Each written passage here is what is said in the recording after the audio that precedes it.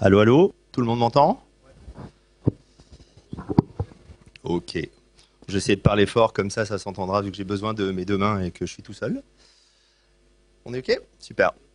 Bonjour à tous, donc je m'appelle François Grassard, je suis cofondateur d'une société qui s'appelle Leftangle, qu'on a cofondée en 2019 avec Alexandre Gauthier-Fouachat.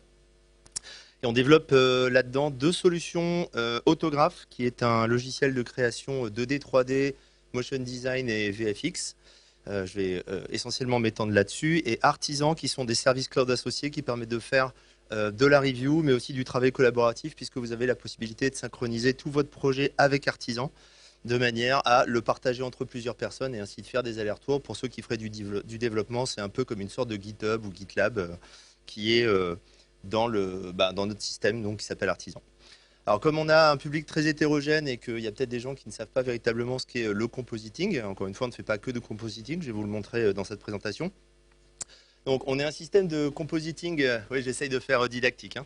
On est un système de compositing par calque. Il y a deux grandes écoles qui sont le calque et le nodal. Donc, nous, on est plutôt proche de After Effects que d'un logiciel comme Nuke. On s'en rapproche fortement d'ailleurs. Quand vous avez un hamburger et que vous empilez les éléments les uns sur les autres, à la fin, vous le regardez par-dessus, vous pouvez prendre une photo. Et donc, cette image qui sera résultante de ce que vous voyez par le dessus sera délimitée par un format. J'insiste sur la notion de format. Je vais y revenir un petit peu plus tard. Franck, le micro est en train de chuter. Hop, j'étais en train de me dire, je me baisse de plus en plus. Mais pourtant, je ne vieillis pas au fur et à mesure. Ah oui, c'est mieux. Super. C'est exactement la même chose quand vous avez de la 2D, c'est-à-dire que vous avez des images, vous les stackez les unes sur les autres, vous les empilez, et donc quand vous le regardez au-dessus, ça va vous permettre de vous donner une image dite composite, d'où la notion de compositing. Sur chacun de ces éléments, donc chacun de ces layers, on va avoir la possibilité de mettre des effets, mais nous, chez Leftangle, on appelle ça des modifieurs. Je vais vous expliquer un petit peu pourquoi on les appelle différemment, parce qu'on peut se permettre de mettre des modifieurs pas seulement sur les images, mais aussi sur les données textuelles, sur les données numériques, sur les données 3D. Ça permet notamment de faire plein d'opérations sans recourir à un truc que les artistes détestent qui s'appelle les expressions. Donc, c'est-à-dire coder en fait une partie de l'élément. Et donc généralement, la plupart des gens n'aiment pas ça. Donc du coup, on va trouver une solution alternative. Alors je vais vous montrer rapido un petit peu comment ça se passe. Donc je vais créer une composition qui est ce container qui va contenir tous vos calques. Et puis, je vais parler dans cette présentation de contraintes techniques en fait un petit peu différentes de ce qu'on a vu jusqu'à maintenant, puisque les intervenants au cours de la journée vous ont parlé beaucoup donc de temps réel et d'optimisation. L'optimisation dans le monde du compositing, c'est un truc qu'il est compliqué de faire. C'est-à-dire que quand vous avez un moteur comme Unreal qui utilise des textures, qui utilise des géométries, il faut que les géométries soient pas trop lourdes, il faut que les textures soient compressées pour qu'elles rentrent dans un élément qui s'appelle la VRAM. Je vais en parler un petit peu après. Et donc ça, les gens du compositing perdent des informations, compresser les informations, ils détestent ça. Voilà, parce qu'ils ont besoin de se baser sur les éléments, sur les couleurs. Et la première chose, par exemple, qu'une image se prend dans la tête lorsqu'elle se fait compresser, c'est qu'on lui enlève des informations de couleur. Votre œil étant moins sensible aux variations de couleur que de lumière, hop, il y a plein de trucs qui dégagent. Et donc, quand on doit faire une incrustation sur fond vert comme ça, c'est problématique. Donc, on travaille généralement, excusez-moi, je vais me mettre plus à gauche, on travaille généralement avec des images qui sont assez lourdes. Donc là, par exemple, je travaille avec des séquences d'OpenEXR. Donc, c'est des images qui sont non pas en 8 bits par couche, mais en 32 bits par couche. Alors, qu'est-ce que c'est que ce terme un peu abscon? C'est tout simplement que les pixels, en fait, contiennent parfois plus d'informations que vous pouvez voir visuellement. Un petit exemple, on a la plaque ici qui est complètement cramée. Et si je baisse le diaph, en fait, je peux récupérer des informations de la séquence d'origine. Donc ça, c'est des images en tout cas qui pèsent beaucoup plus lourd que les images PNG ou les images JPEG que vous pourriez parfois utiliser dans les moteurs temps réel. Et donc, ça pose des problèmes de vitesse de lecture et ce genre de choses. Donc là, nous, on essaye d'optimiser en fait tous ces accès, tous ces envois justement d'informations à la carte graphique de manière à ce que ça aille assez vite. À partir de là, on va pouvoir par exemple rajouter. Oh, je perds non, il n'y a plus de lumière, mais c'est normal. Donc je vais pouvoir ajouter par exemple ici un Color Difference Scaler, qui est un peu l'équivalent du Keylight pour ceux qui connaîtraient After Effects. On a à peu près les mêmes options. Alors on a une logique de pas perdre le temps, enfin perdre le moins de temps possible. Donc quand on se balade par exemple dans les menus, ici on peut voir le résultat directement au survol. On a la possibilité aussi par exemple quand on regarde les channels ici, c'est quelque chose que vous allez retrouver dans tout le logiciel. Si par exemple vous utilisez un calque de texte et que vous avez envie de changer de fonte, vous déroulez sur la liste et vous allez voir interactivement le changement. Donc c'est quelque chose qu'on retrouve dans la totalité du logiciel pour que ce soit réactif. Ici ce que je vais faire, c'est que je vais lui dire par exemple que c'est cette couleur verte que je veux enlever. Je vais retrouver les informations soit dans la Properties Windows qui est à droite, dans lequel j'ai un détail et une certaine manière de naviguer qui est particulière à cette fenêtre, qui permet parfois de mieux se retrouver quand on a des sous-sections dans des sous-sections dans des sous-sections. Et puis on a la partie timeline ici qui va permettre aussi d'animer les différents éléments. Et donc ici par exemple je vais me mettre sur cette partie de l'animation où notre ami pointe du doigt. Et je vais commencer à dessiner ce qui s'appelle un garbage mat, donc c'est-à-dire dégager, en dehors de l'incrustation fond vert, dégager une grosse partie de l'image. Voilà. Donc là, ça va me permettre, par exemple, de définir que toute cette partie-là a dégagé. Et alors, je ne vais pas passer trop de temps sur le réglage du mat. Je vais simplement faire un petit changement ici. Hop. Voilà, pour dire qu'on a contrasté un petit peu plus le mat. Et puis maintenant, quand je reprends cet élément et que je le mets sur un fond transparent par exemple, on peut voir maintenant que l'incrustation est faite à la volée. Voilà. Donc si on est dans un univers full 2D, je vais prendre par exemple des éléments qui sont ici, et je vais la mettre dans mon projet. Donc rappelez-vous, la composition, c'est l'endroit où vous mettez tous vos empilements d'aliments de hamburgers. Et puis je vais réduire un petit peu cet élément. Alors avant, je vais mettre la caverne qui est derrière ici, et puis je vais le resélectionner, et je peux le faire soit numériquement ici dans la timeline, soit utiliser les widgets qui sont ici, pour directement, par exemple, aller placer l'élément là. Ok. Et puis, je vais rajouter donc ce qu'on appelle des modifieurs, c'est-à-dire là des effets pour la partie graphique. Je vais rajouter par exemple un grade, voilà, qui va me permettre de dire que je contraste un petit peu plus et je change la couleur de cet élément. Voilà, pour lui donner une couleur un petit peu plus concordante avec cet élément-là. Ok. Et puis derrière, je vais continuer à rajouter des éléments. Donc par exemple cet élément ici que je mets là. Alors ne vous attachez pas trop à l'aspect graphique. J'essaye de faire quelque chose d'assez rapide. Et là par exemple ici, je vais rajouter un nuage qui est devant. Alors je vais le mettre derrière la caverne. Hop, pardon, j'ai pris le mauvais calque. Je vais le mettre derrière ici. Voilà. Comme j'ai le micro devant le nez, j'ai du mal à regarder par-dessus le micro en même temps. Voilà. Et cet élément-là, par exemple, si j'ai envie, par exemple, de le déplacer de gauche à droite, alors j'ai la possibilité de le déplacer comme ça et puis de mettre des keyframes. Mais on a aussi la possibilité de dire que sur cette position, je vais séparer les positions en deux pour séparer le X et le Y, donc mouvement horizontal et vertical. Et ici, pour contrôler cette valeur, plutôt que d'utiliser des keyframes, je vais utiliser donc ce qu'on appelle un générateur. Vous avez des générateurs qui créent une valeur en fonction de la vitesse d'un autre calque, qui créent des valeurs en fonction de la taille de votre composition, en fonction de tout un tas de trucs comme ça. Et vous en avez un, par exemple, qui s'appelle current time, en fait, qui va prendre la valeur numérique du temps courant avec un paramètre multiplicateur, comme par exemple 50. Et là, sans aucune keyframe, en fait, ça vous permet d'animer tout un tas d'éléments comme ça. D'accord. Donc, je vais prendre un deuxième nuage. Alors, j'avais pris le A ici, donc je vais prendre le B. Je vais le mettre, par exemple, ici, voilà, juste derrière. Hop. Voilà. Et puis, je vais lui dire, cette fois-ci, que j'ai envie de prendre cette valeur X. Je vais la copier, donc je vais la lier.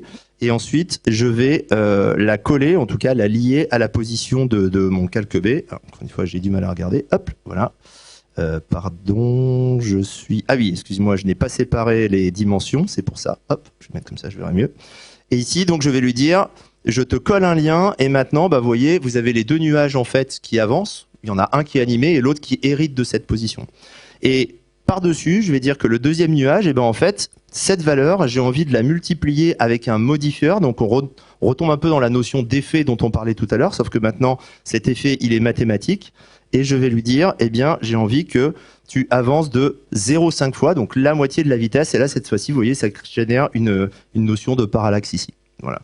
Donc, ça va vous permettre d'animer des éléments sans avoir besoin d'écrire des expressions et avec d'autres éléments que sont les keyframes qu'on utilise habituellement. Voilà, je vais reprendre par exemple le A qui est ici. Je vais le retourner, hop, et je vais le mettre devant Alors, c'était le B que je voulais. J'ai pris quoi? J'ai pris le B, voilà. Je vais prendre la source du A, je vais venir la redrag and dropper ici. Et cette fois-ci, forcément, j'ai quelque chose de trop gros. Et ça va me permettre, par exemple, de créer une sorte de fumée à l'avant ici et de réduire ici son opacité.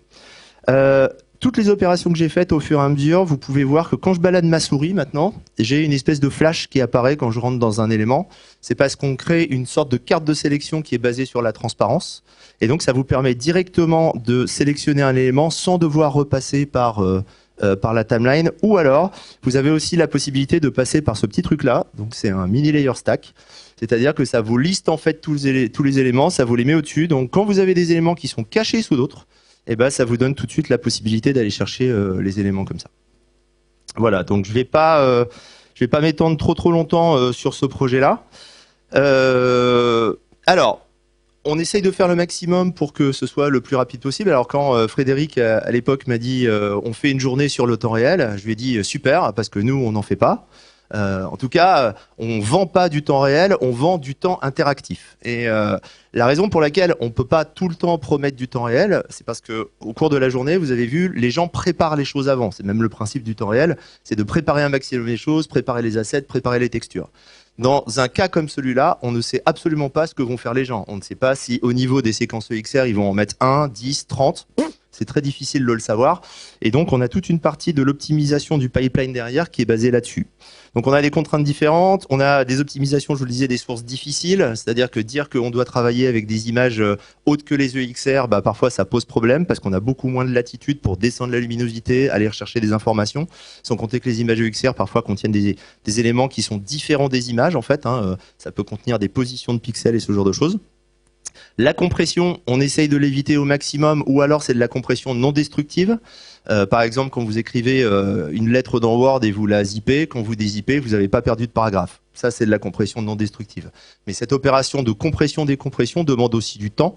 Et donc, quand on essaye d'avoir une réactivité du logiciel, c'est pas le truc le plus simple. Et puis surtout, on doit gérer des images qui sont très très lourdes sur le stockage et en mémoire. Je vous ai mis un petit exemple ici juste pour se rendre compte de ce que représenterait par exemple une image Full HD. Et quand vous travaillez en 4K ou en 8K, ça devient exponentiel. Donc j'ai dit que les images étaient très lourdes sur le stockage et en mémoire, donc sur la mémoire de manière générale, parce que la mémoire, vous en avez plusieurs dans votre machine. Et la mémoire, en fait, c'est un peu comme des places de parking. C'est-à-dire que vous avez des zones dans lesquelles vous allez mettre des éléments. Et dans votre machine, vous avez plusieurs zones de parking. Vous avez le stockage, donc votre disque dur, votre SSD, vos clés USB, vos NAS, ce que vous voulez. Et pour faire des opérations en fait sur ce stockage, eh ben, vous avez le CPU, votre processeur central, qui est obligé de ramener ces données dans la RAM. Donc ça, avec des normes comme le SATA ou ce genre de choses, c'est des choses qui s'accélèrent d'année en année, ça va de plus en plus vite, mais on a quand même des temps de transfert qui sont importants. Et à la différence de ce qu'on a vu avec les présentations précédentes où au moment du chargement du projet, on envoie tout dans la carte graphique pour qu'elle stocke les éléments. Bah là, quand vous devez travailler avec une image EXR, une séquence EXR ou des séquences vidéo, des ProRes ou des choses comme ça, vous êtes un peu embêté parce que vous arrêtez pas de streamer toutes ces infos. D'accord? C'est pas on les met dedans et puis ensuite on fait avec. Donc je vais revenir là-dessus tout de suite. Et donc, la RAM, vous pouvez déjà vous rendre compte qu'il y en a moins que le stockage. Aujourd'hui, le stockage, vous pouvez avoir 2-3 Tera sans trop de problèmes. Et puis la RAM, par contre, quand vous avez 32 Go, 48, 64, c'est un peu le maximum. Enfin, ça dépend des machines, bien sûr, que vous avez. Sachant qu'Autograph a été pensé pour être quand même assez facile à utiliser et agréable à utiliser sur des petites machines. Voilà, c'est un peu le but aussi. Donc une fois que c'est dans la RAM, eh ben, vous avez votre processeur central qui peut éventuellement faire des opérations en parallèle sur ces images, parce que vous avez des corps, donc c'est-à-dire que vous travaillez sur ce pixel et en même temps ce pixel et en même temps ce pixel, mais les corps, dans un processeur, vous n'en avez pas des millions. D'accord. Donc du coup, eh ben, je vais revenir après là-dessus. Pour faire travailler, pour avoir des opérations sur ces images qui sont beaucoup plus rapides, on l'envoie dans le GPU qui a lui-même sa VRAM, c'est-à-dire sa petite RAM locale. Alors première chose que vous voyez, il y en a déjà beaucoup moins que la RAM, qui était déjà moins importante que le stockage. D'accord. Donc le problème qu'on a quand on travaille avec des images comme ça, c'est qu'on doit pousser les images dans la VRAM, et ensuite on travaille dessus, et ensuite on repousse des images dans la VRAM, et ensuite on travaille dessus. Tout le contraire que ce que font les moteurs de jeu, en fait. Parce que les moteurs de jeu, ils poussent les textures, ils poussent la géométrie, et après, surtout, on essaye de plus bouger, ou si on envoie des choses, c'est des choses minimales, des flux vidéo ultra compressés, comme par exemple les concerts qu'ils font dans Fortnite, ou alors des informations sur la géométrie pour dire telle géométrie a bougé ou ce genre de choses. On essaye vraiment d'optimiser ce genre de choses. Dans le cas du compositing, c'est très compliqué. Dans votre VRAM, vous n'avez pas forcément que des images, vous avez différents types de données, vous avez des géométries 3D, vous pouvez avoir tout un tas de trucs. Et puis à un moment, votre VRAM, elle est pleine. Et quand votre VRAM est pleine, c'est là que ça devient compliqué. Mais il y a quand même un avantage avec les GPU, c'est que les personnes qui travaillaient sur des opérations en parallèle tout à l'heure sur le côté CPU, il n'y en a pas beaucoup côté CPU, mais il y en a énormément côté GPU. Ça veut dire qu'une fois que vous avez tout mis dans la RAM, vous pouvez avoir des centaines, voire quelques milliers de corps qui vont travailler en parallèle sur les images. Donc ça va beaucoup plus vite. Mais le problème que vous avez, eh bien, c'est que cette voie d'accès ici qui permet de transférer les données dans la RAM ou la VRAM, elle est très petite. Et c'est là qu'est le goulot d'étranglement. Donc il y a des opérations, enfin en tout cas des choses qui sont faites par les constructeurs pour chaque année essayer d'augmenter la largeur de cette voie et en même temps la RAM qui est embarquée par les GPU. Et du coup, ça s'améliore un peu, mais ça reste un gros problème. Et donc, Autograph essaye de trouver des solutions techniques pour ça. Le deuxième aspect qu'il y a dans Autograph, c'est la possibilité, entre autres, d'intégrer des scènes 3D et de faire du compositing 2D en même temps. Mais avant ça, je voudrais juste vous montrer un truc. Alors, je vérifie quand même l'heure parce que je fais très attention. Cette séquence qui est ici, avant de passer à la phase 3D, eh ben, je vais vous montrer que le logiciel a été pensé pour en même temps travailler sur différents formats en même temps. Aujourd'hui, quand vous voulez faire une vidéo, motion design ou ce genre de choses, on va vous demander de faire du 16/9, du 4/3, tout un tas de trucs comme ça. Et donc, c'est toujours très difficile de prévoir à l'avance ce qu'on va vous demander. Et donc, on a la possibilité d'avoir ici, je vais aller dans mes logos qui sont là. Et je vais prendre un logo CST. Encore merci pour l'organisation de la journée ainsi qu'à Georges Méliès. Et donc je prends par exemple ce logo qui est là et puis je vais lui dire plutôt que de te dire je te mets en bas à droite ici, eh ben on a la possibilité sur la position de lui dire je te mets un générateur qui s'appelle Encore to Comp. Et donc tu vas t'attacher à la composition et tu vas aller te mettre par exemple à droite et en bas et tu vas te baser sur la droite de ton logo et le bas de ton logo. Si c'est trop collé et qu'on a envie de décaler cet élément, encore une fois, on a le principe des modifieurs pour lui dire j'aimerais rajouter par exemple une valeur numérique qui va venir s'ajouter à cette position. D'accord ? Mais ce qui est intéressant maintenant, c'est que si on veut changer le format, eh ben, on a la possibilité de le faire à la volée. Quand vous créez une composition, vous avez un format, c'est-à-dire 1920-1080 pour de la HD par exemple, qui est embarqué par la composition. Mais vous avez la possibilité d'appeler cette composition et de la rendre en lui disant finalement, moi, je voulais un autre format. Et du coup, quand vous faites ça, vous voyez, vous allez changer le format à la volée et tous les éléments relatifs que vous avez faits, tous les placements relatifs, ils vont se recaler. Et ça fait pas que ça. Si vous avez par exemple ici l'arrière-plan, je vais le faire uniquement sur celui-ci là. J'essaie d'adapter un peu comme j'ai moins de temps. Hop, je vais mettre là-dessus par exemple un défocus. Donc je vais m'approcher pour voir un petit peu le résultat. Un défocus, c'est un élément qui est basé sur la taille de votre image. C'est-à-dire que si par exemple ici vous mettez 20 pixels en radius, ça va vous faire au maximum des espèces d'hexagones de 20 pixels. Alors on a tout un tas de formes différentes ici. On peut même designer les nôtres si vous avez envie de faire des défocus avec des cœurs ou des choses comme ça. Et donc cette valeur, elle dit c'est 20 pixels par rapport à ta Full HD. Mais si maintenant par exemple vous passez ici en 4K, maintenant vous avez un rendu 4K. D'accord. Il vous a tout recalculé en fonction de ce format d'origine et le format de destination. Donc vous pouvez travailler en fait sur un format qui est intermédiaire, qui sera par exemple du quart de HD ou ce genre de choses.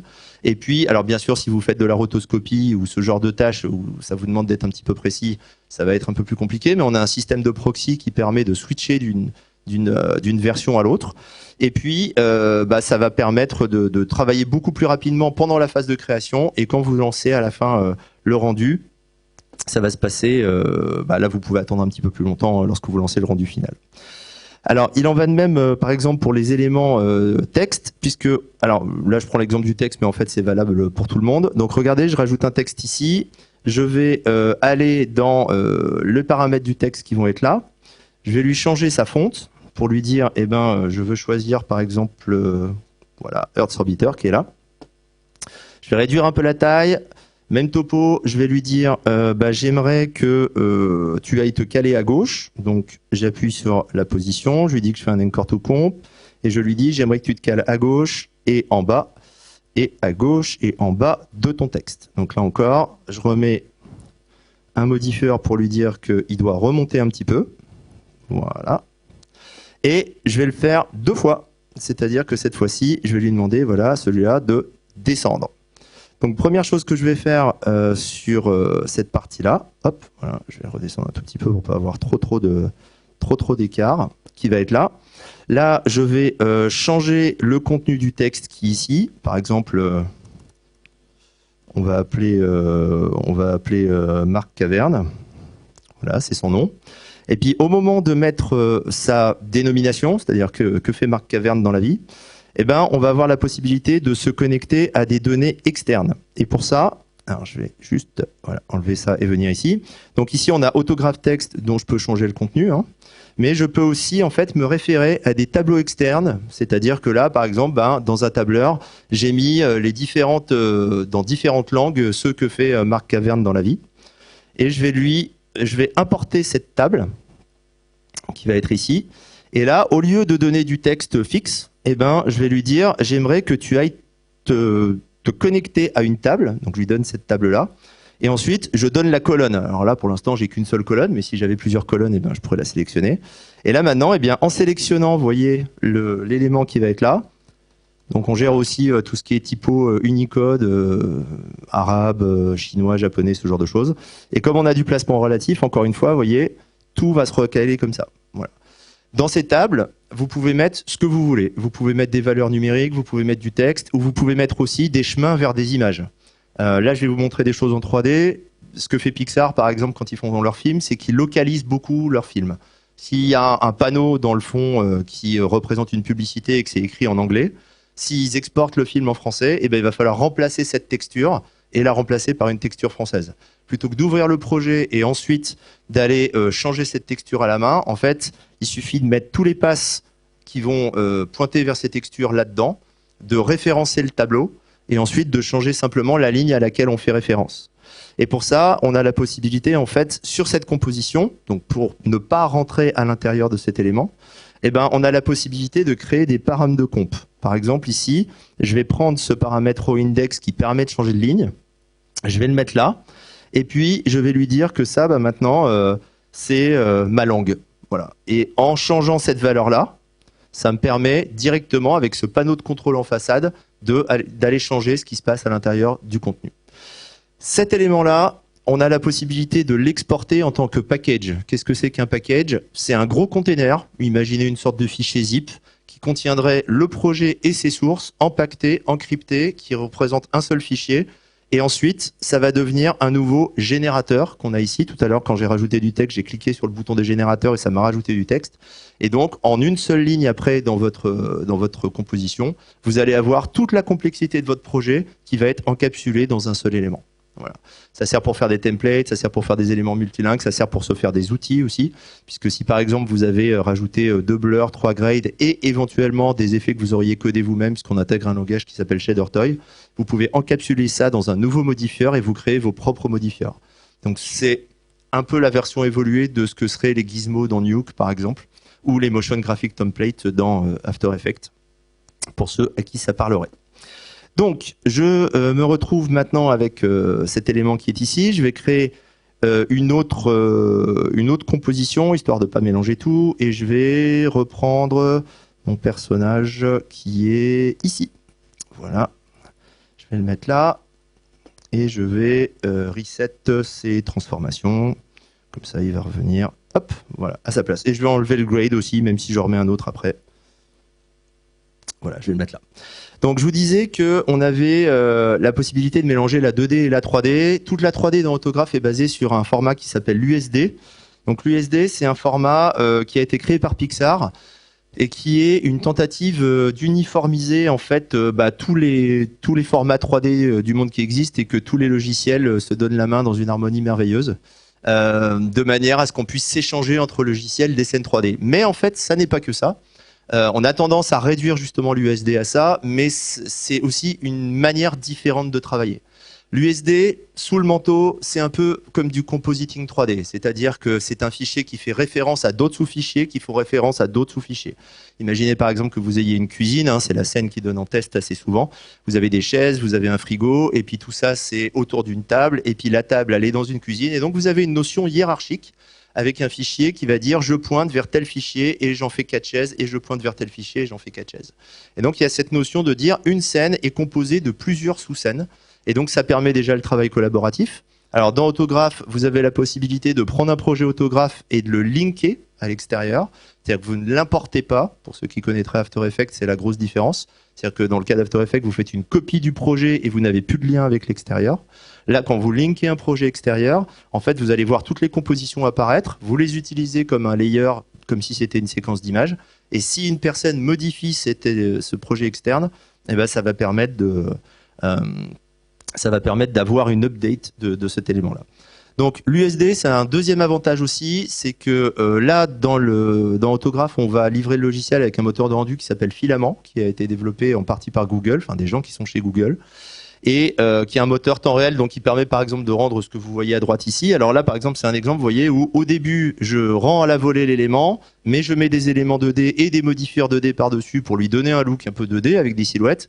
Et ensuite, ça redevient de la 3D. Voilà. Donc, on peut intégrer les deux éléments, c'est-à-dire ça devient de la 2D, c'est de la 3D, ça devient de la 2D, et je la composite à la volée.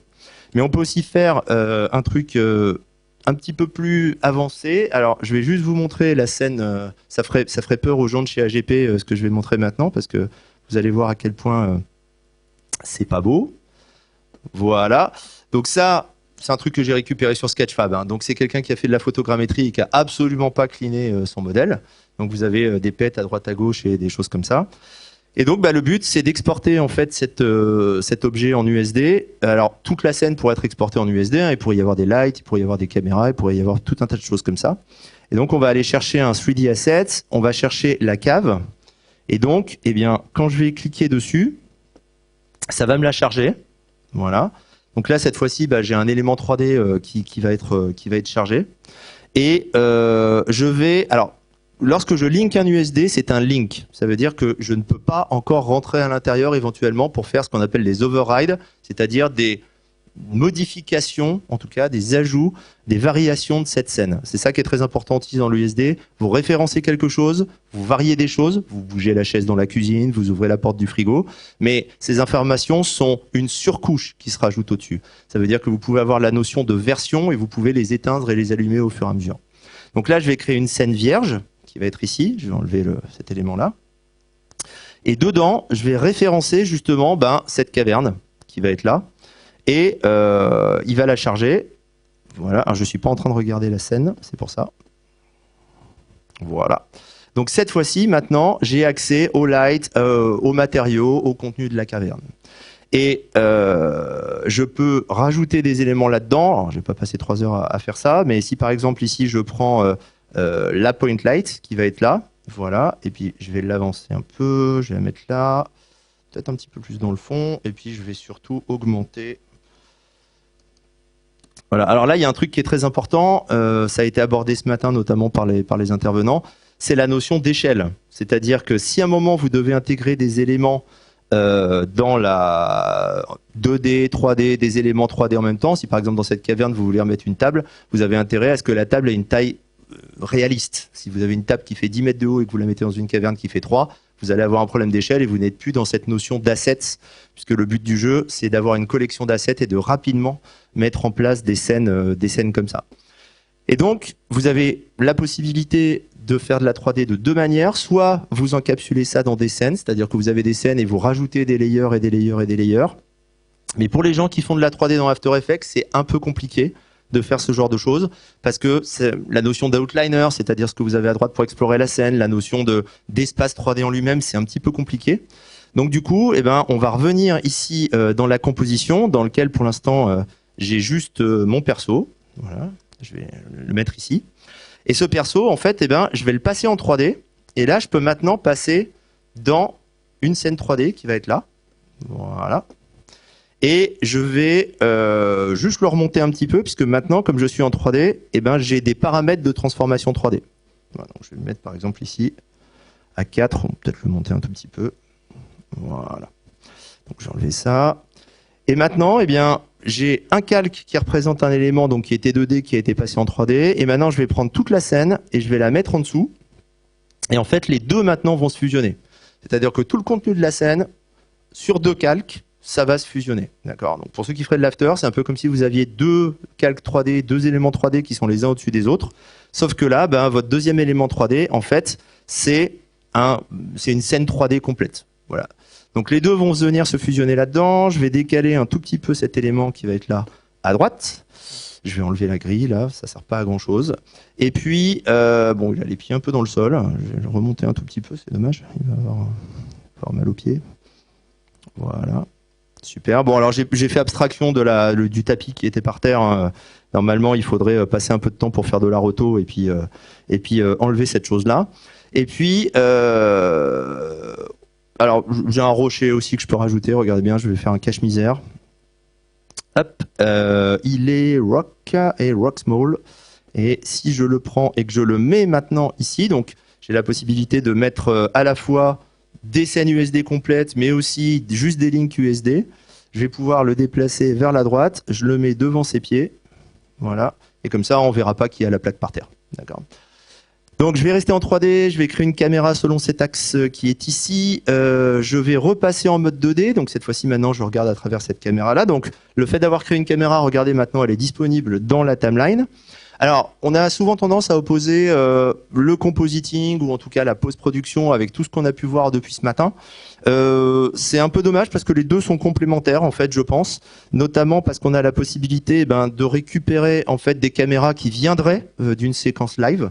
L'USD en plus a été fait pour contenir ce qu'on appelle des proxys, c'est-à-dire que quand on est en post-production, on peut se permettre que la caverne là, elle soit quand même assez mastoc avec beaucoup de détails, mais au moment où vous allez faire le tournage, il vaut mieux qu'elle soit un peu moins mastoc. Et l'USD en fait peut contenir des éléments à différentes définitions dans le même fichier, et on a la possibilité de switcher par l'un ou par l'autre. Donc si à un moment vous voulez quelque chose de plus réactif même dans le logiciel, on peut switcher, et à la fin, on passe sur quelque chose de plus costaud. Donc, je parlais tout à l'heure rapidement aussi des moteurs de rendu. L'intérêt de USD, c'est qu'il est capable de se connecter à n'importe quel moteur de rendu, en théorie, qui ferait une petite passerelle entre le moteur de rendu et la scène en elle-même. Donc, il y a un truc qui s'appelle le Render Delegate. C'est un truc que les créateurs de moteurs de rendu créent au fur et à mesure, qui permet de dire, bah, finalement, là, j'utilise Filament, mais j'ai envie de mettre Renderman à la place, j'ai envie de mettre Redshift, j'ai envie de mettre V-Ray. Et donc, ça va permettre de rendre directement dans Autograph avec le moteur de rendu de votre choix. Donc voilà, on discute en ce moment pas mal avec les gens de chez Redshift, par exemple, et AMD Radeon ProRenderer pour intégrer aussi d'autres moteurs de rendu par la suite. Donc ici, je vais par exemple réduire la focale, voilà, qui va être ici. Je vais rapprocher un peu ma cam pour le mettre là, voilà, le descendre. Hop, j'utilise pas les widgets là parce que comme ça va plus vite et ça m'évite de repasser en 3D. Je vais me dire que cette position me plaît bien, mais je vais en faire un reset et ensuite je le mets dans l'anchor point comme ça me permet en fait avec la rotation de tourner autour. Voilà, ça va beaucoup plus vite pour le setup. Je vais réduire un tout petit peu ça comme ça. Voilà. Alors il y a ce qui est intéressant aussi quand vous faites de la composition 2D, 3D, parce que là du coup on tombe dans quelque chose d'hybride, c'est que par exemple dans les paramètres de rendu de filament, vous voyez, vous pouvez avoir la carte de profondeur. Donc ça vous permet de faire de la profondeur de champ ou ce genre de choses en gardant justement votre intégration 2D là-dedans. Voilà. Dans le futur, il y a des choses qui sont assez intéressantes. Il y a des gens qui font de la capture volumique aussi, par exemple. Ça n'a pas été évoqué aujourd'hui, mais pour le temps réel, c'est un truc qui peut être vachement intéressant. Franck veut réagir. Oui, tout à fait. Alors, la journée n'était pas extensive, mais un des partenaires de l'école, c'est 4Deview, c'est une boîte grenobloise. Avec Je pensais à eux parce que c'est le bureau d'à côté à Grenoble. Voilà. Et avec qui on travaille justement sur un gros projet avec l'université de Créteil, les cardiologues, et l'INA, encore en partenariat, qui ont monté un labo ici devant l'école. Donc, comme pendant que Franck parle, c'est pratique, je charge des trucs et vous ne le voyez pas. J'ai créé une autre scène en parallèle et puis c'est pour ça que je te posais la question, hein, tout ça a été stratégique. J'ai importé une espèce de panneau qui va se trouver là, donc je l'ai mis aussi dans une scène parce que ça m'intéresse de pouvoir en fait accéder à ces éléments. Et là on a par exemple le display front et le display back, donc le display front va être là. Je vais créer un nouveau matériau en parallèle. Et en fait, je vais revenir sur ma slide parce que j'ai une slide pour ça. Oui, on peut mettre de la 3D dans de la 2D, mais on peut aussi faire l'inverse, c'est-à-dire que n'importe quel élément graphique 2D, composition, movie, ce que vous voulez, en fait, peut être plaqué sur une surface 3D. Voilà. Donc, vous pouvez préparer, par exemple, le contenu d'un écran, comme ce que j'ai fait là ici, et ensuite le mettre dans une scène 3D, et vous avez cet aller-retour entre la 2D et 3D à chaque fois en permanence. Donc, si vous... Je vais fermer ce truc-là, ça fera moins de ressources. Et donc, maintenant, ce que je vais faire, c'est que je vais créer un matériau qui va être là. Et là, regardez bien, je link une scène USD, mais je lui dis oui, mais je veux overrider un truc. C'est-à-dire que maintenant, je lui dis, ce panneau-là, il va prendre maintenant mon matériau que je vais mettre ici. D'accord. Alors là, on a tout un tas de paramètres qui sont fournis avec filament, roughness, c'est un moteur PBR. Donc voilà, les normal maps, tout ce que vous voulez. Ça fait des shadows, ça fait de l'ambient occlusion. Je ne l'ai pas activé ici, mais je pourrais l'activer par exemple en allant dans les paramètres qui sont là et lui dire que je veux de l'ambient occlusion ici. Ok. Puisque j'ai de la profondeur, autant mettre aussi par exemple du fog. Donc je vais l'activer ici et puis je vais lui donner une couleur. Voilà, comme ça, peut-être un petit peu plus vers les bleus. Ensuite, je vais augmenter un petit peu sa densité. Je vais réduire ça, hop, donner un peu plus de place aux paramètres pour que vous les voyez bien. Voilà, j'augmente par exemple sa densité, je peux la mettre avec une distance plus ou moins importante. Vous êtes dans un environnement 3D, mais avec des éléments 2D qui ont été préparés à la place. D'accord. Donc ici, maintenant, j'ai ma scène qui est là. Donc j'ai un matériau qui est mappé sur cet élément-là. Il n'y a pas de lumière dans cette scène, mais comme ce que vous faites dans la stack ici, en fait, est un agglomérat de scènes USD, étant donné que la caverne avait déjà un environnement avec des lumières, avec des choses comme ça, si vous revenez maintenant dans la composition 2 qui contient cet élément, cette scène 2 qui est là, je vais pouvoir la prendre, je la mets là, et j'ai des contrôleurs quand même en façade qui me permettent par exemple de dire que cet élément, je le tourne de 45 degrés. Alors il faudrait juste vérifier en fait quelle est la face avant, la face arrière. Je crois que c'est celle-là, mais je vais vérifier. Et ce qu'on peut faire surtout, c'est en parallèle créer une composition qui a à peu près le même format. Par exemple ici, je vais mettre sur quelque chose qui fait... ouais, on va dire 200 de large sur 300 de haut, j'y vais à peu près à l'oreille pour l'instant. Je crée un constant qui est donc un aplat de couleurs et je vais le mettre, pour qu'on le repère bien, je vais le mettre rouge. Voilà, je vais le mettre ici. Donc je vais appeler ça screen, je vais le mettre là. Voilà, donc c'est le contenu de l'écran. Maintenant, je reviens dans ma scène qui est ici, je sélectionne mon matériau et maintenant je vais lui dire ma screen. Alors excusez-moi, je suis un petit peu trop... Hop. Je suis remonté un petit peu trop, voilà. Je vais prendre cet élément-là et je vais le mettre dans la base color. Donc c'était l'autre côté. C'est censé être l'autre côté. Pourquoi je ne le vois pas? Je l'ai mis dans la base color. Je l'ai mis dans la base color. Très bien. On aime bien faire un truc chez Leftangle, c'est faire des démos avec des versions qui viennent juste d'être téléchargées avant. Donc du coup, je ne sais pas d'où ça vient. Mais c'est peut-être moi. Là, il y a peut-être des gens de ma boîte qui se disent « Mais t'as pas fait ce qu'il fallait !» Et peut-être qu'ils ont raison. Ah oui, je sais. Voilà, c'est parce que j'ai pas fait ce qu'il fallait. Voilà. Si j'étais malhonnête, je vous dirais que c'est fait exprès, mais même pas en fait. Donc, je mets ça là-dedans et donc vous pouvez voir que maintenant, je me retrouve avec une scène qui est ici. Je vais pouvoir la positionner et puis vous vous souvenez, notre ami, il aime bien montrer des choses du doigt. Donc il y a un moment, il fait ça, voilà. Et ce que je vais faire, alors non, il fait vraiment ça, il tend le doigt, voilà. Et du coup, ce que je peux faire, c'est me mettre ici en 3D, vous voyez, et regarder en fait, à quelle position il faudrait que je bouge cet élément, voilà, pour que ça touche le doigt. J'y vais à peu près, je pourrais passer un petit peu de temps à essayer de faire ça. Donc je reviens en 2D, et là maintenant, je retourne là-dedans. Et là, je suis dans un espace 2D, donc je peux faire un peu de motion design, c'est-à-dire que je peux aller chercher par exemple des logos Georges Méliès, parce que j'ai mis le logo CST, il n'y a pas de raison que je mette aussi le logo Georges Méliès. Ici, je vais prendre par exemple le constant, je vais lui dire que je mets une couleur fond blanc, je mets le logo Georges Méliès qui est là, et je vous ai dit tout à l'heure qu'on avait des générateurs et des modifieurs. Par exemple, on a des générateurs dont le boulot, c'est de créer des animations. C'est-à-dire que je vais... Alors, excusez-moi, c'est pas celui-là. Hop, animator, voilà. Plutôt que de faire un effet rebond avec des keyframes ou des choses comme ça, je vais lui dire que au début, j'étais à un scale de 0, donc c'est-à-dire qu'il était pas là. Et ensuite, je vais le mettre à 0,7. Et regardez ce qu'il fait automatiquement. Hop, il me fait une espèce d'effet élastique comme ça. Alors pourquoi? Parce que j'ai Je vais réduire la durée de cette compo. Je vais la mettre à 2 secondes, par exemple. Il faudra peut-être que je la mette plus loin après. Voilà. Et ici, en fait, j'ai plein. Non, je vais mettre à peu près la moitié. J'ai plein d'interpolations qui sont là, notamment, par exemple, les bounce, voilà, qui va faire rebondir l'élément. OK. Et alors, je vais pas passer 3 heures à faire une animation là-dessus, c'est pas le sujet. Je vais mettre quand même la définition le nom du logo Georges Méliès qui est en dessous. Voilà. Et si maintenant on revient dans la composition, il s'apprête à toucher le logo Georges Méliès. Voilà. Alors, je peux aussi faire, par exemple, rajouter un viewer. Donc, je vais le mettre, par exemple, à droite. Je vais les mettre side by side. Voilà. Et lui, je vais le faire, par exemple, pointer vers la composition screen. Et maintenant, je peux bosser en 2D et voir directement l'application sur le modèle 3D de l'autre côté. D'accord. Donc, je peux aussi revenir en mode 2D temporairement, c'est-à-dire que je vais, par exemple, lui le mettre. Alors, je vais pousser un petit peu tout ce beau monde à droite. Voilà. Je vais uniquement lui le mettre en solo, enlever la 2D. Et là, j'aimerais bien, en fait, comme il est à côté de l'écran, qu'il se prenne une espèce d'influence de lumière. Alors, déjà, j'ai pas mis de grade tout à l'heure parce qu'il aurait fallu, qui aurait permis de un petit peu changer sa couleur pour qu'il se mêle un petit peu mieux à la grotte. Mais du coup, ce que je vais faire là, c'est que je vais rajouter sur sa source, ici, je vais rajouter un grade. Voilà. Et ce grade, en fait, je vais le retrouver ici. Il va être ici. Voilà. Et il y a une entrée masque sur ce grade.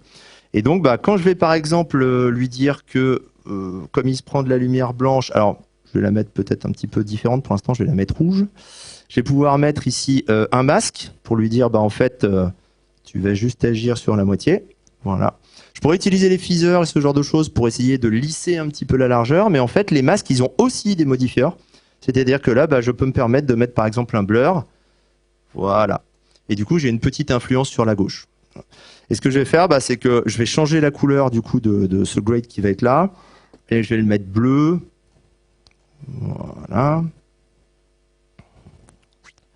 Je vais revenir dans ma composition qui va être là. Hop, elle était déjà à droite, excusez-moi. Je vais fermer carrément ce panel-là. Ça évitera d'avoir... voilà. Et le container qui va avec. Et là, à un moment, quand il va toucher en fait le point, donc je vais repasser ici cet élément en 3D et enlever son mode solo. Au moment où il va toucher l'écran, voilà, ça arrive à peu près ici, une 17. Je vais en fait mettre une clé sur la couleur qui se trouve derrière. Je regarde l'heure, je fais très attention. Je vais prendre encore 5 minutes et puis après, comme ça, je vous montrerai le projet final de toute façon. Je peux même directement vous le faire, comme ça laissera un peu de temps pour les questions-réponses, vu qu'à 16h15, il faut qu'on arrête. Donc, le but du jeu, c'est qu'au moment où il touche l'écran, on met une keyframe et on peut en fait linker cette couleur. Je vous ai montré tout à l'heure qu'on pouvait lier des paramètres entre eux. Et la couleur de l'écran, je vais la lier en fait à la couleur de cette influence de lumière que j'ai fait sur le personnage. D'accord. Donc, et à la fin, je peux par exemple prendre cette composition qui est là, la mettre ici, voilà, et puis, alors bon, j'ai pas fait les réglages forcément tout à l'heure, et ce que je vais faire, c'est que je vais rajouter du coup un effet grade par-dessus. Donc là encore, je vais faire de l'étalonnage. Alors là, j'utilise le grade tout le temps, mais on a plusieurs outils qui sont disponibles. Et alors excusez-moi, non, justement, tiens, je vais varier un petit peu. Je vais prendre le color curve. Hop. Sur la pointe des pieds pour être bien au-dessus. Donc, je vais prendre le color curve et en fait, le color curve, on a tous ces paramètres qui sont ici et pour avoir le maximum d'espace en fait pour traiter les curves, on peut travailler directement dans la partie de droite, ce qui va remplacer la timeline. Alors, on a quand même la possibilité de se déplacer dans la timeline ici. Et là, vous voyez, ça va me permettre en fait d'assombrir, par exemple, ce genre d'élément qui va être là. Mais les interpolations que je vous ai montrées tout à l'heure pour l'animation, en fait, on peut les utiliser partout. C'est-à-dire que là, je peux très bien utiliser un bounce, par exemple, pour faire mon étalonnage type color curve. Voilà. Donc, dès que vous voyez quelque chose qui est utile pour l'animation, pour ce genre de choses, vous pouvez le retrouver de l'autre côté. Ok. Quelle heure est-il? Bon, je vais vous montrer du coup un peu le résultat final. Donc voilà, avec un peu plus de... Si j'y arrive, voilà. Hop, je vais mettre ça en répété. Voilà, c'est-à-dire que là, vous avez un mouvement de caméra, vous avez mis de la lumière qui déborde un peu, ça pète un peu sur l'écran, je suis bien d'accord avec vous. Mais c'est juste pour vous montrer du coup l'interaction. C'est-à-dire qu'au moment où il clique, j'ai mis des keyframes qui m'ont permis de changer ma composition 2D, utilisée dans une scène 3D qui elle-même redevient de la 2D, et vous pouvez refaire du compositing par-dessus. Donc vous pouvez rentrer les éléments comme ça en gigogne de 2D à 3D, 3D fusionnés ensemble et ainsi de suite. Donc le but, c'est idéalement déjà de pouvoir récupérer tout un tas d'informations qui viendraient éventuellement des données de tout ce qu'on a vu aujourd'hui. Et puis surtout, ça sert aussi à faire des rendus à la volée pour éviter d'avoir parfois des séquences intermédiaires. Quand on fait des rendus avec des gros moteurs de rendu, avec des images qui pèsent bien lourd, faut les stocker. Là, l'idée, c'est de pouvoir rendre à la volée, compositer directement et d'envoyer la totalité des éléments à la fin. Donc voilà, je résume rapidement. Scène 2D et 3D au même endroit, multiformat, multiratio, multilingue aussi. C'est ce que je vous ai montré tout à l'heure parce qu'on peut connecter des données externes à des tableaux. Et puis, je vous remercie de votre attention. Bravo, bravo, bravo.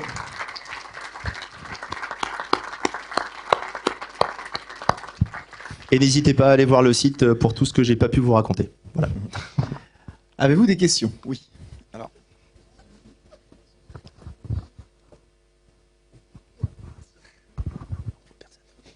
Alors bonjour, merci déjà Bonjour. pour la présentation. After, on n'a qu'à bien se tenir, merci beaucoup. Merci Georgie, cette phrase. Une question, c'est quand que le logiciel il arrive? Est-ce qu'il y a une date de sortie? Oui, on avait annoncé une date de sortie en juin au début, puis tout ce que je viens de vous montrer ici, c'est-à-dire le fait de mettre de la 3D dans la 2D, je m'avance un peu parce que je ne vous vois pas, c'est perturbant, c'est le fait de mettre de la 3D dans de la 2D, en fait, on a décidé de le faire il y a 3 mois à peu près, parce qu'on a beaucoup d'utilisateurs d'After qui nous ont dit c'est super votre truc, mais en fait, nous en tant que personne d'After, la 3D c'est trop compliqué. Voilà. Donc le fait de dire un calque, ça peut être une ville entière, c'est un truc qu'on a mis en place dernièrement et c'est ça qui a retardé un peu. Donc quand on me demande, je dis c'est disponible presque bientôt. Voilà. Okay. Mais c'est vraiment dans pas longtemps. On espère, là on fait tout pour que ce soit avant la fin de l'année. Ok, voilà. Super. Et en termes de prix, est-ce qu'il y a une version étudiante ou... Alors on va essayer. Alors c'est une question importante. On est distribué par RevisionFX, qui est un créateur de plugins en fait qui fait Real Smart Motion Blur et ce genre de choses.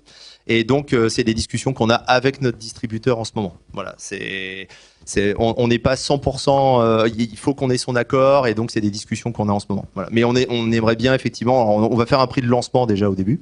Et puis ensuite, oui, on aimerait bien sûr aider les écoles. En fonction de ce qui sera possible. Il est américain. Plus je me rapproche de lui, on va aider les écoles, il dit. Non, mais c'est hors de question que vous nous fassiez payer ce genre de logiciel, c'est pas possible. Bien sûr. On va évangéliser pour vous, quoi. Eh oui. Non, je blague. Donc voilà le genre de discussion qu'on a avec notre... Moi, je me rappelle, il y a très longtemps, en fait, il y a un bout de temps qu'on a monté le réseau des écoles de cinéma animation, entre autres avec Artefix, on s'est battu, en fait, pour avoir la gratuité... chez Autodesk en fait pour notre et on les a eus. C'était Autodesk. Oui, j'entends bien. Tu vois ce que je veux dire? J'entends bien. Merci.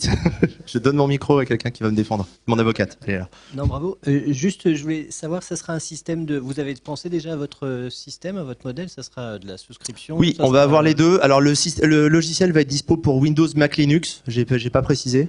Et on va avoir 2 modèles de souscription. Le modèle par abonnement, je vous donne des prix à la louche parce qu'on est encore en train de les fixer. On sera aux alentours de 50 € par mois, c'est-à-dire à peu près ce que paye, ce que demande Adobe par exemple. Mais Adobe, par exemple, After Effects, il n'y a pas toute la 3D, il n'y a pas ce genre de choses. Ou alors, si les gens veulent acheter une licence perpétuelle avec 1 an de maintenance et l'abonnement et les 1 an de maintenance couvriront l'accès à Artisan. Donc je vous incite à aller sur le site de Left Angle pour voir un peu ce qu'est Artisan. Il y a un peu d'informations pour l'instant, mais on va communiquer plus pour l'instant. Donc on aura accès à toute cette plateforme justement pendant ce temps-là. Et excusez-moi, j'ai lu pas le prix. Ce sera aux alentours de 1 700 € pour la licence perpétuelle. Voilà. Ouais, pour les écoles, 17 €, c'est grave. Et pendant la période, bien sûr, l'achat de la perpétuelle, il y a 1 an de maintenance pour tout le service et les updates, bien sûr.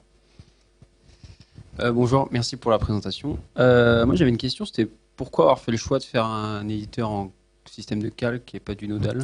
Parce que pour les gens qui font, on a un logiciel hybride, motion design et VFX en fait, et faire du motion design en nodal, c'est pas possible. Voilà, c'est-à-dire qu'au niveau du temps qu'on nous accorde, il y a une grosse différence entre les gens qui font des VFX et des gens qui font du motion design, c'est le temps qu'on leur accorde. C'est-à-dire que sous le manteau, la technique est quasiment la même finalement quand on pense à un logiciel comme Nuke ou un logiciel comme After. Alors la grosse différence, c'est que nous, tout ce qu'on fait, c'est du 32 bits par couche, c'est-à-dire que tout ce qui est plus blanc que blanc et plus noir que noir, on les conserve, on les clampe jamais. On ne sait pas ce que c'est que le 8 bits en fait. Donc au niveau des perfs, si vous lancez After en 32 bits, vous allez voir que c'est pas la même quoi. Et donc la grosse différence c'est ça. Voilà. Les VFX, on peut leur dire fais-moi un plan en une semaine, et les motion designers on dit t'as 2 heures pour me faire une anime de 30 secondes. Ça, vu le prix des licences de Foundry, je pense qu'il y a un petit marché. Oui, voilà. Alors, je rebondis sur votre question. Le nodal, on nous le demande. Tout ce que je vous ai montré là, sous le manteau, c'est du nodal. C'est-à-dire qu'à chaque fois que vous mettez un calque, ça génère une dizaine de nodes. Si je vous montre le node graph, vous allez faire une syncope. Parce qu'il y a des centaines et des centaines de nodes. Si un jour on arrive à trouver un truc un peu plus smart pour faire une conversion de l'un à l'autre, mais ça va demander beaucoup de travail. Et pour tout ce qui est matériaux, ça par contre, on est en train de travailler sur du nodal. Parce qu'en fait, je laisse la place pour la question. USD, c'est super, mais nous, on s'y est mis il y a 3 ans quand on nous disait « ça y est, c'est là, c'est maintenant », il n'y avait rien. Mais vraiment rien, quoi. On a ouvert une boîte vide. Et donc maintenant, ça commence à se standardiser. Le seul truc qui n'est pas encore standardisé, c'est les matériaux. Donc il y a Autodesk qui a libéré Materialix, qui se profile comme étant le truc qui va être utilisé. Mais en parallèle, il y a MDL chez NVIDIA, pardon. Et Adobe a créé l'Adobe Standard Material, l'ASM, qui donc n'est pas standard. Pardon. Bonjour. Une question par rapport au moteur de rendu. Oui. Tout à l'heure, Redshift a été mentionné. Est-ce qu'il y a d'autres moteurs qui peuvent être implémentés? Comment ça peut se passer? Je pense à les moteurs CPU ou GPU. Oui, en fait, ça n'a pas d'importance. On a fait des tests avec Renderman parce que c'était le plus facile à utiliser. Il donne une licence gratuite en fait, et puis comme les deux viennent de chez Pixar, une demi-journée, on a vu une image, on a dit ah ça marche, puis on est passé à autre chose. Et ensuite, c'est en fonction de qui va faire la passerelle. Le fameux Render Delegate, Hydra Render Delegate, pardon, dont je parlais tout à l'heure. On va pas la faire pour tous les moteurs de rendu.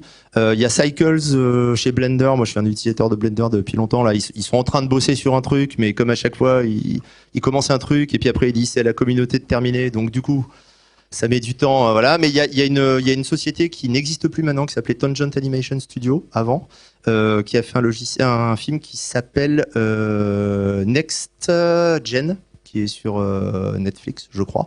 C'est entièrement du rendu Cycle et c'est que un pipeline USD, c'est-à-dire qu'ils ont tout forqué Blender, tout forqué Cycles et tout était en USD. Voilà. Donc, et le but de l'USD, c'est aussi de faire de l'interchange. On fait pas mal de tests avec Houdini, en fait, aussi pour les interéchanges, de manière à ce que, là, je rebondis sur votre question, s'il y a un moteur qui fait de l'OpenVDB, par exemple, qui peut rendre des volumes, hop, il n'y a même pas besoin d'importer l'OpenVDB, en fait, il suffit de lire, de linker l'USD. J'insiste, c'est pas un import, hein, c'est un link, et l'OpenVDB sera dedans. Voilà. Donc, c'est ouvert à tous les moteurs de rendu qui voudront bien faire l'effort de faire cette passerelle. Voilà. D'autres questions? Chez Maxon, ils sont dessus. On a beaucoup parlé avec eux au NAB à Las Vegas. Mais on a l'avantage d'avoir commencé là maintenant. Alors que eux, ça fait 15 ans qu'ils ont leur moteur et tout changer pour tout refaire, c'est compliqué. Bonjour, alors je projette un peu trop, mais il y a Nuke qui avait sorti le Unreal Live Linker. Est-ce que vous avez... La question, c'est est-ce qu'on va se connecter à Unreal? Ouais, c'est ça. Ok, je l'attendais. Alors, ce que fait Nuke, en fait, c'est pas vraiment une connexion. C'est-à-dire qu'ils envoient des informations à Unreal, Unreal rend une image, l'image arrive dans Nuke. Je sais pas trop comment d'ailleurs. C'est peut-être carrément une image qui est écrite sur le disque dur, mais je ne m'avance pas. On pourrait avoir ce genre de choses. Je l'ai pas eu dans les mains, mais quand j'ai vu la démo, j'ai dit. Donc, et du coup, on pourrait avoir ce genre de choses. Alors, quand on a commencé à bosser sur Autograph, ça fait 3 ans qu'on a monté la boîte, mais ça fait 7 ans qu'on bosse sur le projet. Quand on a dit, on va faire de la 3D, la première chose qu'on nous a dit, c'est, vous allez mettre Unreal dedans. Bon. On a regardé, on a pris Unreal Engine 4 à l'époque, et on s'est rendu compte que extraire le moteur graphique sans tout ce qu'il y a autour, c'est pas possible. Et puis mettre un truc dans Unreal, c'est plus une image. Enfin, une image, c'est plus une image, c'est leur view asset. Et nous, on a besoin d'avoir un contrôle total sur ce qui passe dans les tuyaux. Et comme on disait tout à l'heure, comme je disais tout à l'heure, on a un problème, c'est qu'on ne sait pas à l'avance ce que vont faire les gens. C'est la préparation que tous les intervenants dont on parlait aujourd'hui, excusez-moi, on peut pas la faire. Voilà, donc du coup l'interactivité qu'on pourrait avoir avec Unreal, si tu veux, ça serait intéressant. On a discuté avec eux aussi, pour le coup. On a discuté rapidement avec quelqu'un de chez Unity aussi, voilà. Et je rebondis sur la question qui m'a été posée tout à l'heure, qu'ils fassent un render delegate. Voilà. Parce que je crois que la manière dont ils bossent, c'est même pas, enfin c'est juste que c'est Unreal qui qui fait le rendu et ça envoie une séquence EXR. Ça envoie une séquence EXR. Alors là, pour la gestion des passes, je vous renvoie à Quentin Augier qui s'y connaît beaucoup mieux que moi, parce que la dernière fois il m'a dit oh les passes dans Unreal, il s'est limité à ça, je sais pas ce qu'il voulait dire, donc je vous laisse vous débrouiller avec lui. Mais du coup, oui voilà, ils envoient des images si tu veux. Et en fait, ce qu'ils font dans la vidéo que j'ai vue de Foundry, c'est qu'ils retournent dans Unreal pour bouger les objets. Nous, si on voulait faire un truc comme ça, moi, j'aimerais bien bouger mon perso dans ma grotte, dans Autograph, et que ça envoie l'information à Unreal, et qu'en fait, Unreal, il tourne en background, et je m'en rends jamais compte. Oui, mais c'est un peu, on parlait des tontons truqueurs tout à l'heure, je crois. Voilà, ils ont un système qui s'appelle le Lightcraft, c'est exactement ça. Voilà, c'est-à-dire que ça rend la 3D, il y a les fonds verts qui sont enlevés pas par Unreal, mais par un mélangeur de régie, et il y a un truc qui fait le compositing à la volée hors Unreal. Donc Unreal ne s'occupe pas de ça. Voilà. Il y a un truc qu'on voit pas souvent dans des trucs Unreal, c'est les vidéos, mais les vidéos au sens lourd, j'entends. Et c'est normal parce que c'est du streaming et c'est lourd et c'est difficile à optimiser. Ah. Quentin veut répondre à ma question. J'ai cité et Franck m'a fait un clin d'œil, non, je peux pas refuser. Voilà, je reprends la parole. Non, mais je parlais des passes. Effectivement, les moteurs de jeu sont quand même très mal outillés pour générer des passes. Il y a beaucoup d'optimisation, ce que tu sous-entends, François. On en parle souvent entre nous, et moi-même j'ai posé cette question. Et d'ailleurs, exactement la même, j'ai cité Nuke, mais c'est vrai que les moteurs de jeu, nous-mêmes, on scoltine ça, et on a des discussions beaucoup avec les éditeurs de moteurs de jeu, parce que souvent quand on parle de temps réel, dans le fond on entend un moteur de jeu, et souvent on ne veut pas le dire, mais on entend Unreal. Il y a des tonnes d'optimisation derrière pour faire plaisir, enfin pour leur marché principal qui est le jeu vidéo, dont beaucoup, là tu parlais du fait qu'une image n'est plus une image, elle est optimisée, ça rentre dans des boîtes noires même si tu as accès au code. Et compressée. Et compressée, donc détruite un petit peu, et donc clairement en compositing, on ne peut pas se permettre ça. Et on a même le problème, nous, on fait beaucoup, je représente Dada Animation, je suis chef d'innovation et cofondateur, et on utilise beaucoup les moteurs de jeu pour rendre entre autres des images finales en animation. Et on scoltine quand même beaucoup ces problèmes de curseurs qu'on aimerait. Traditionnellement, en animation VFX, on pousse certains curseurs à 11, comme je dis, pour ceux qui ont la référence. Bonne référence, ça se paye. Et tant pis ici, ça doit prendre plus de temps de calcul. En fait, il y a quelquefois le curseur il va qu'à 2 dans certains moteurs de jeu et il ne pourra pas aller plus haut. Donc en fait, on aura des problèmes d'aliasing, de trucs comme ça. Et maintenant, depuis quelques années où les moteurs de jeu rentrent dans le milieu de l'animation VFX, ils ont fait croire qu'ils allaient faire... Enfin, ils ont fait beaucoup de pas vers nous, ils ont intégré de l'alambic, ils ont intégré quelques passes de rendu, mais c'est très très limité. Et ils scoltinent eux-mêmes leurs propres limitations architecturales. Et désormais, depuis quelques mois maintenant, le discours a changé. On est beaucoup, des grosses boîtes américaines, françaises, anglaises, etc., à s'être coltinées depuis plusieurs années l'utilisation des moteurs de jeu. Quand on leur parle de leurs limitations, du manque de répétabilité, etc., ils disent... Ça fait marrer François. Ouais, j'aime beaucoup cette phrase. Vous savez, maintenant, on va arrêter le bullshit. C'est à vous de changer d'état d'esprit. Voilà. Et c'est pour ça que je remerciais ce matin notamment François de Polygon Soup pour son intervention très réaliste, parce qu'il a donné les limitations, certaines en tout cas.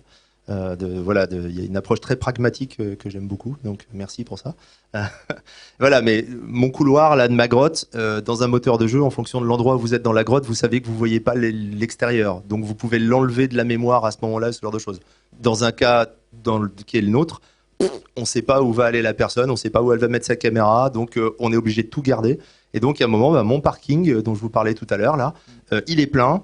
Il faut renvoyer des informations et actuellement, la route qui permet d'envoyer ces informations, elle est grande comme un couloir de l'école Méliès. Voilà. Merci beaucoup. Merci à vous. Bravo François. Bravo et merci de...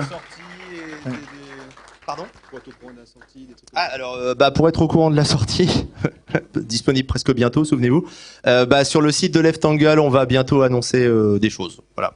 Et les services cloud n'étaient pas prévus normalement pour sortir en même temps. Et en fait, on a une équipe de 2 ingé cloud qui ont bossé comme des malades et nous ont dit non, mais ça va, ça pourra sortir en même temps. Donc du coup, ça va sortir en même temps. Voilà, on pensait le sortir 1 an plus tard. Et surtout, ce qui nous intéresse, c'est de faire des updates régulières à partir du moment où ça sort, parce qu'on sait qu'il manque des trucs. Par exemple, un truc qu'on a poussé à la version suivante, c'est le son.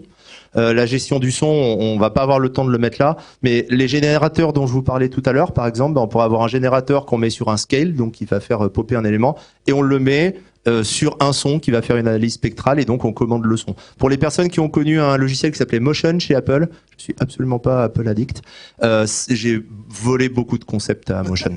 Voilà. Merci à vous. François.